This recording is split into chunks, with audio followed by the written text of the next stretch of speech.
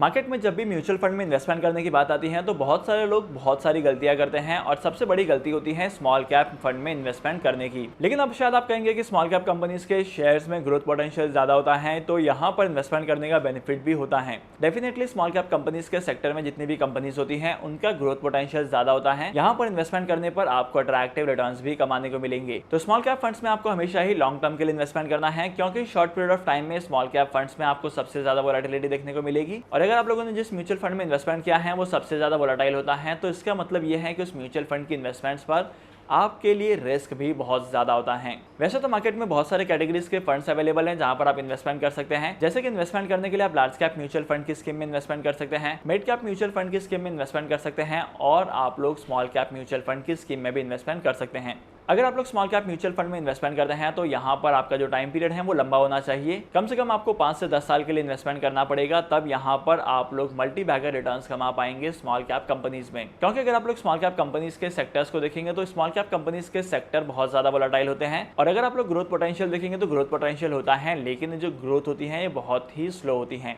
जब कभी भी स्मॉल कैप सेक्टर में आपको प्रॉफिट दिखाई देगा तब वहां पर आपको वोलेटिलिटी कम दिखाई देगी। अगर उन सारे इन्वेस्टमेंट ऑप्शन में नंबर ऑफ बायर्स बढ़ते जाएंगे तो यहाँ पर पॉसिबली नंबर ऑफ सेलर्स कम होंगे, या तो आपके नंबर ऑफ सेलर्स बढ़ते जाएंगे तो नंबर्स ऑफ बायर्स कम होंगे, तो यहाँ पर आपके लिए लिक्विडिटी का बहुत बड़ा प्रॉब्लम हो जाएगा। इसके अलावा अगर आप लोग स्मॉल कैप म्यूचुअल फंड को देखेंगे तो यहाँ पर स्मॉल कैप म्यूचुअल फंड में इन्वेस्टमेंट करना बहुत ही ज्यादा रिस्की होता है। करंटली अगर आप लोग मार्केट में देखेंगे तो मार्केट में स्मॉल कैप कंपनीज का नंबर्स बढ़ते जा रहा है और नंबर्स के बढ़ने की वजह से स्मॉल कैप म्यूचुअल फंड के फंड मैनेजर को बहुत ज्यादा रिसर्च करनी पड़ती है और किसी ऐसी कंपनी के शेयर्स को फाइंड करना पड़ता है जो फ्यूचर में आपको अट्रैक्टिव रिटर्न्स कमा कर दे। अगर आप लोग इंडिविजुअल बेसिस पर भी स्मॉल कैप सेक्टर में इन्वेस्टमेंट करने जाएंगे तो आपको बहुत ज्यादा मेहनत करनी पड़ेगी। और अगर आप लोग शॉर्ट पीरियड ऑफ टाइम के लिए इन्वेस्टमेंट करते हैं और सोचते हैं कि आप लोगों को यहाँ पर अट्रैक्टिव रिटर्न्स कमाने को मिलेंगे, तो हो सकता है कि आपके इन्वेस्टमेंट के पोर्टफोलियो में आपको फ्लक्चुएशंस देखने को मिले। क्योंकि अगर आप लोग पास्ट के डेटा को भी ऑब्जर्व करेंगे तो यहाँ पर आपको एक ही चीज पता चलेगी कि अगर आपको इन्वेस्टमेंट करना है इन सारी कंपनीज के शेयर्स में, अगर आपको स्मॉल कैप म्यूचुअल फंड की स्कीम में इन्वेस्टमेंट करना है तो आपको लॉन्ग पीरियड ऑफ टाइम के लिए ही इन्वेस्टमेंट करना पड़ेगा। लार्ज कैप म्यूचुअल फंड और मिड कैप म्यूचुअल फंड के कंपैरिजन में स्मॉल कैप म्यूचुअल फंड बहुत ज्यादा वोलेटाइल होते हैं। इसकी वजह से यहाँ पर आपके इन्वेस्टमेंट के पोर्टफोलियो में रिटर्न्स भी आपको कम दिखाई देते हैं। तो अगर आप लोग अपने इन्वेस्टमेंट्स के पोर्टफोलियो को डाइवर्सिफाई करते हैं और लॉन्ग टर्म के लिए इन्वेस्टमेंट करना चाहते हैं तभी आपको स्मॉल कैप म्यूचुअल फंड में इन्वेस्टमेंट करना चाहिए।